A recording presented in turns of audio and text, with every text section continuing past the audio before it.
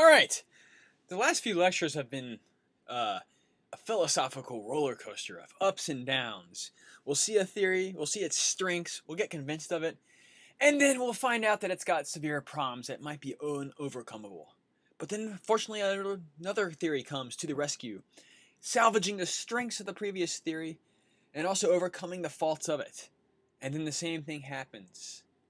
That theory, we find out, has irresolvable problems. Oh no. Well, today we're looking at yet another theory of perceptual knowledge. Whether or not it has the same problems as the other two theories, we'll have to wait and see. It definitely overcomes a number of the weaknesses, though. This theory will seem initially crazy, but let's give it a chance to develop it before we make any final judgments. So the theory is the theory of idealism. Now, just for review, recall that the philosopher Berkeley offered powerful arguments against two of representative realism's most important theoretical commitments. Ooh, I have an email. One, the primary-secondary quality distinction, and two, the causation and resemblance theses. He had two arguments against each of these two items. And so it makes a fairly powerful, strong, cumulative case against representative realism. Well, according to the representative realist, primary qualities are mind-independent.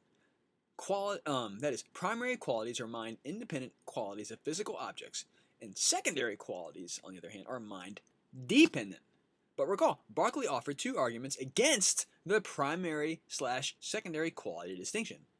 And Berkeley then concluded that all sensory ideas are, in fact, of mind-dependent qualities.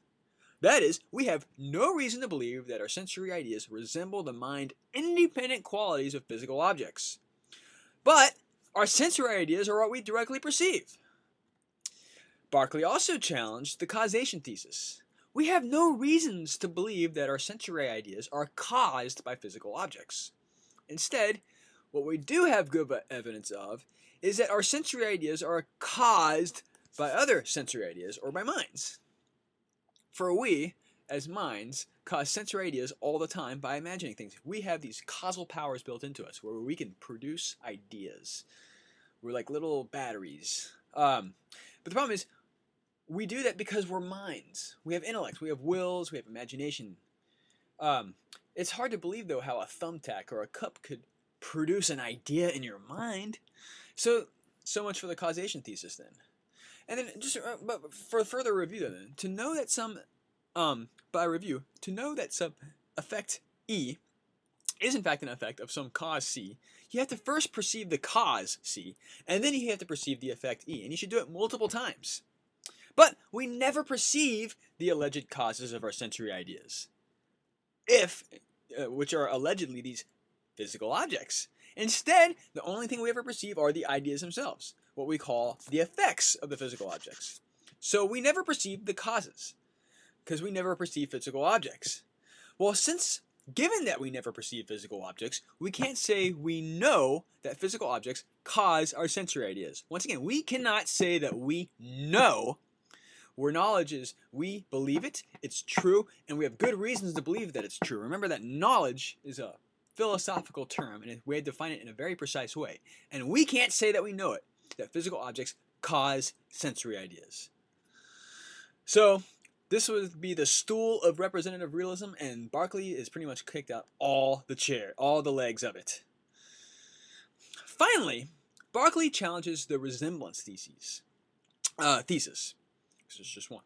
So recall, representative realists say that our sensory ideas somehow give us knowledge of physical objects because these sensory ideas resemble physical objects, right? Just like a painting of me would resemble me, or a picture of me resembles me. Here's the problem, though. As Berkeley pointed out, to say that one thing X resembles a different thing Y, one has to be able to compare X and Y. If you're going to compare X and Y, you have to perceive both X and Y. See, this is a picture of me with David Hasselhoff's star in Hollywood. Does that resemble this painting of me? Well, how do you know if they resemble each other? Well, you compare them. Well, the faces look similar, but the bodies look somewhat different. And you make other comparisons and contrasts and draw similarities and so on. So, well, you can't compare our sensory ideas to physical objects, for we never directly perceive physical objects. Even though the representative realist says our sensory ideas resemble those physical objects, we can never compare the physical objects that are allegedly resembled by our sensory ideas. Instead, the only thing we can compare our sensory ideas to are other sensory ideas. I can compare my sensory idea of me next to Hasselhoff star, next to this sensory idea of me, of this picture former friend of mine photoshopped of me. So, all right. Well, where does this leave us? Doesn't seem to leave us with much. Well, because we have no basis for saying that there's a primary/secondary quality distinction. For again, primary qualities are inseparable from secondary qualities, which are mind-dependent. Well, then seems that primary qualities are also mind-dependent. We also have no basis for saying that we know that physical objects cause our sensory ideas. We also have no basis for saying that we know that our sensory ideas resemble any physical objects, because we can never directly perceive physical objects. So direct realism and representative realism have some serious problems. Alright, this is where the good news comes in. There's a third theory of perceptual knowledge that Berkeley will offer, and it will replace direct realism and also representative realism. But it also does so by avoiding the problems of both of those previous theories. And the theory is called idealism. So, according to idealists, well, let's just take a step back. We know from criticisms of direct realism that we cannot be directly aware of mind-independent physical objects. We also know from the criticisms of representative realism that we are not even justified in believing that we are indirectly aware of mind-independent physical objects. At first glance, it seems like both of these two above conclusions could not be true. That is, how can it be true that it's not the case that I'm directly aware, and it's also not the case that I'm indirectly aware? If directly and indirectly are logically exhaustive, then that just seems like a contradiction. It's like saying, it's like saying it has three sides and does not have three sides. Or it is not the case that Davis exists, and is also not the case that it is not the case that Davis exists. Those are two contradictory claims. So it seems. Well, then here's a question for all of you Phil 110 students. If we are not directly aware of mind-independent physical objects, but we are also not indirectly aware of mind-independent physical objects, does it follow that we are not aware of physical objects? Let me ask this question one more time. If we are not directly aware of mind-independent physical objects, but we are also not indirectly aware of mind-independent physical objects, does it follow that we are not aware of physical objects?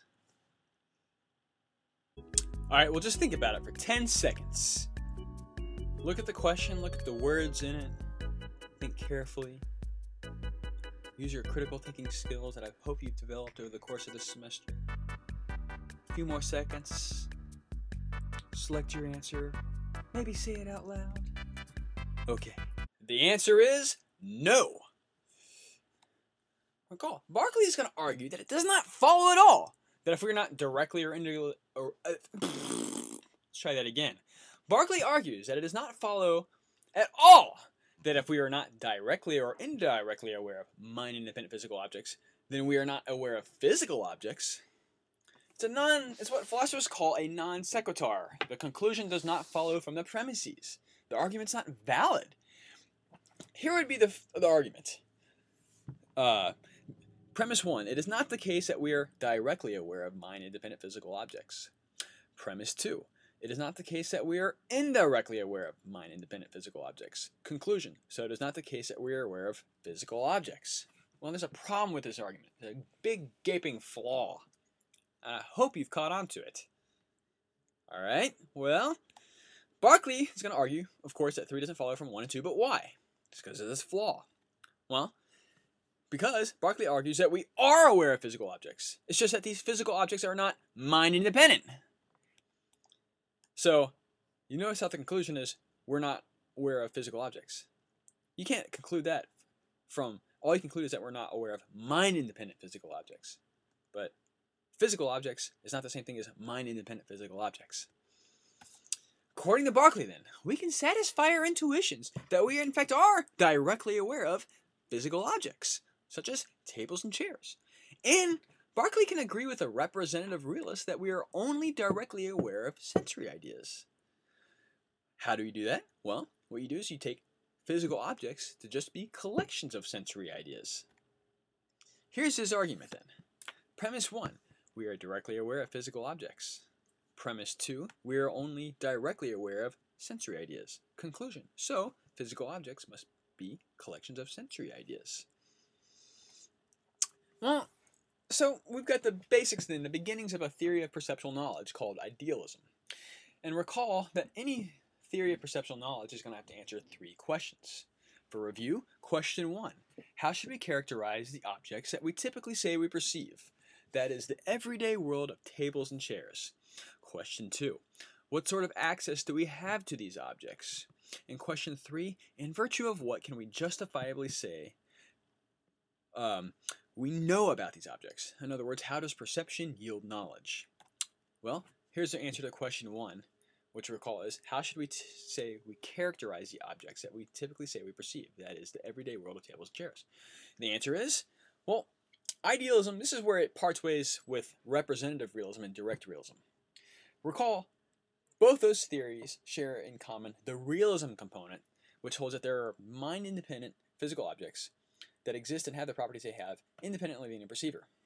Idealism says, instead, there are physical objects, but they're mind-dependent. That is, they don't exist and have the properties that they have independently of any perceiver. So this is where idealism parts ways with the previous 2 theories. Question 2. What sort of access do we have to these objects? Well, idealists are going to agree with the direct realists. We have direct access. We have direct access to tables and chairs. We directly perceive them. There's no mediating objects between us and these tables and chairs. Question 3. In virtue of what can we justifiably say we know about these objects? How does perception yield knowledge? Again, the idealist is actually going to agree with the direct realist, since they agree on question 2. We're justified in our perceptual beliefs because, well, they're directly acquired. There's no gap, no inference that needs to be made between us and these physical objects, because we directly perceive them. So then, in summary, idealism states that my being perceptually aware of a physical object is my being directly aware of it, and that physical objects are mind-dependent collections of ideas. Berkeley, then, as an idealist, well, this is where it gets kind of cuckoo, though. All right. So Berkeley, as an idealist, denies that there are mind-independent objects. Instead, he says there's ultimately just minds and ideas, hence idealism. So Berkeley's theory of perceptual knowledge holds that the only things that exist are minds and ideas. That's kind of strange. Well, this is an ontological claim. All right. It's a fancy word that you've probably never encountered before. So you might be wondering, what is ontology? It's a word, and it's got 2 components, onto and logi, or actually maybe ontology. Now, we know biology is the study of bios, life. Cosmology is the study of cosmos and so on. So ontology then must be the study of what? Of onto, right? All right, moving along. Can we move on now? Oh, wait, you're not satisfied? Okay, well, what is this word onto? It's the Greek word for being. So, think of it this way. Ontology is the study of being or existence, or more precisely, it's the study of what exists. What is there? What kinds of things are there? So, you ask ontological questions all the time, I hope. For example, does God exist? Do we have souls? Are there such things as electrons? So physicists ask ontological questions too. Are there strings, like the strings posited by string theory and so on? These are ontological questions. You may not know that it's an ontological question, but that's exactly what it is. It's a question about what kinds of things exist. Now, I'm not just talking about particular things like your kitten or your goldfish. These are particular things. They're like tokens, right? Instead, we're interested in, like I said before, what kinds of things exist. So we're interested not in whether or not your particular goldfish exists, but whether there are kittens, goldfish, or hamsters at all. We're also, though, more interested in, well, what I take to be the more interesting and philosophically loaded types of things, like souls, or God, or free wills, which I would hope most of you find to be more interesting questions than whether or not there are goldfish or hamsters, although those are adorable. So, take something like a cloud. What is a cloud? It's a collection of water droplets arranged a certain way. If you're an ontologist, though, you might ask, should I include clouds in my list of what exists? And an ontologist prefer to list only the most basic items. So, yes, there are clouds, but clouds are made up of water droplets, which in turn are made up of water molecules, which in turn are made up of atoms. So we'd want to list more like the water droplets, or the atoms, or the molecules, rather than clouds in what exists. Clouds, then, are non-basic items. They're water molecules arranged a certain way. Okay? So clouds will not make the list that ontologists are interested in, but the building blocks of clouds would make the list. So everything on the list the ontologist makes gives you kind of like the Legos that you can build clouds out of, and trees, and dirt, and asteroids, and everything else you want. Guitars, Nintendos, okay? But ontologists want to get to that basic list, the ingredients, okay?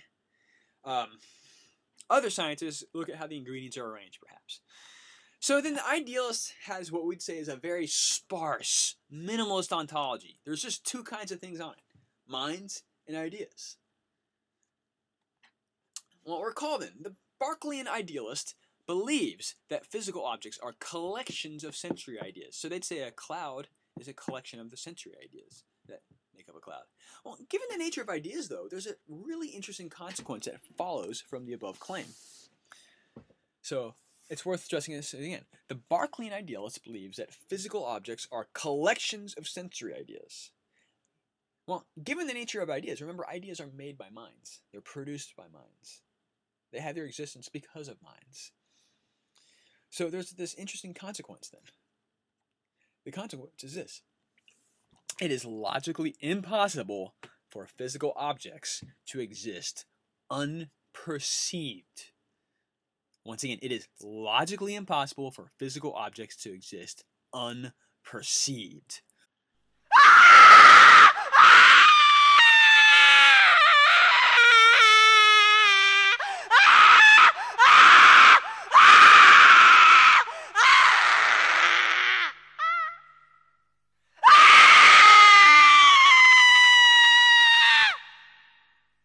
All right. Once again, as odd as this conclusion may be, you should explore the reasoning behind it before you start panicking. Okay? Don't panic yet. Now, what are ideas? Well, on idealism, they're the things you're aware of now. For example, as you're looking at this slide, or you're hearing my voice, or you're fiddling with your iPhone, or you're daydreaming about the beaver. But here's a question then. Could you be aware of the words on this slide that you are now reading without being aware of them? That is, can you be aware of something without being aware of it? No! It's a contradiction. It would be saying that you are sensorily aware and not aware at the same time. It's like saying that you exist and don't exist at the same time. That's ridiculous. Berkeley agrees, because he's not an idiot. He writes, "The existence of an idea consists in being perceived." Again, that neither our thoughts, nor passions, nor ideas formed by the imagination exist without the mind, is what everybody will allow. Everyone knows you can't have ideas without the mind. And to me, it seems no less evident that the various sensations or ideas imprinted on the sense, however blended or combined together, that is, whatever objects they compose, they cannot exist otherwise than in a mind perceiving them. There was an odor, that is, it was smelt. There was a sound, that is, it was heard. So then, to have an idea is all one as to perceive. You can't have an idea without perceiving it. Also, then consider this age-old question. We're finally getting to this. I'm sure everyone's made jokes since you're telling them you're taking a philosophy course. Well, you can finally have an answer to this question. If a tree falls in the forest and there is no one there to listen, does it make a sound? All right, well, we now have the answer. Note, the answer is no. The existence of sound consists in its being heard.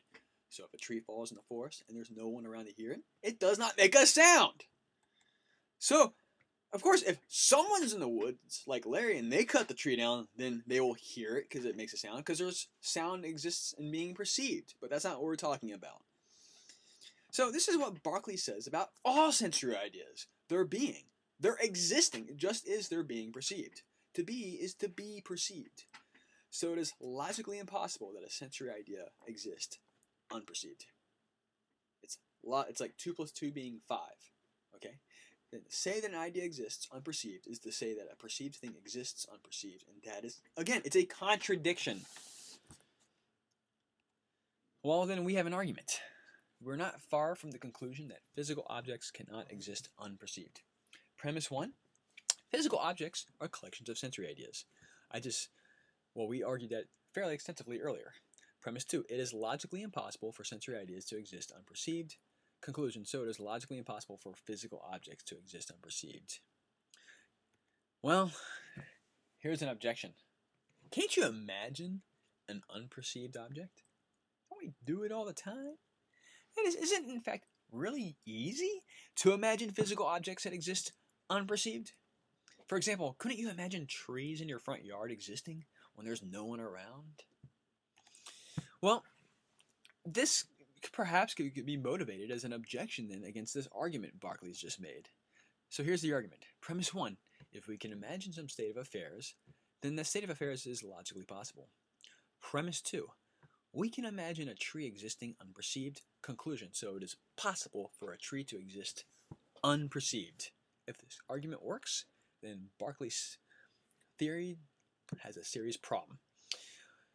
Here's Berkeley's response, though, and we'll read it and then we'll unpack it. He writes, "But, say you, surely there is nothing easier than for me to imagine trees, for instance, in a park, or books existing in a closet, and nobody by to perceive them. I answer, you may so, there is no difficulty in it. But what is this, I beseech you, more than framing in your mind certain ideas which you call books and trees, and at the same time omitting to frame the idea of anyone that it may perceive them? This, therefore, is nothing to the purpose. It only shows you have the power of imagining or forming ideas in your mind, but it does not show that you can conceive it possible that objects of your thought may exist outside the mind." Several ways to interpret this passage. First, here's a straightforward interpretation.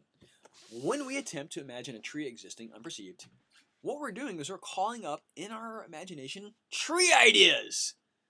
But what are tree ideas except things of which we're aware? Those tree ideas can't exist without you. So you're not imagining a tree existing without a perceiver. You're imagining tree ideas. Let's flesh it out a little bit.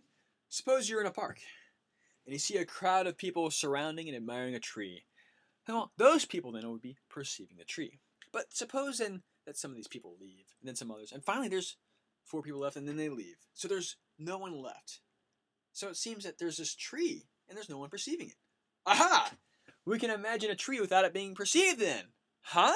Ha ha ha! Hold on. Aren't you, in constructing this imaginative scenario, perceiving the tree? You're left there in this imaginative story. You're watching the whole time, even after the last person leaves. So, no, this does not help your case. Berkeley's winning right now. So what you imagine is this. You imagine perceiving a tree along with a lot of other people at first, and afterwards alone. You imagined it as it would look from your own point of view, with your own eyes.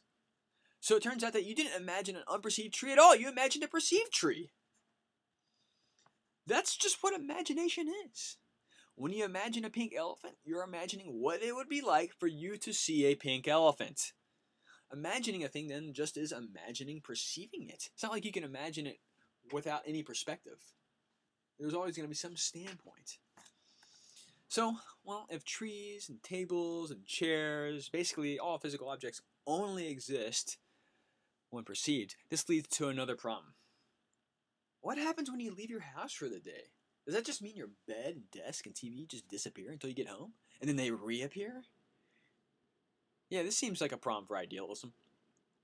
Seems like a huge problem for idealism. Because that's absurd. No, that does not happen. And of course it doesn't happen. It's obviously true that doesn't happen.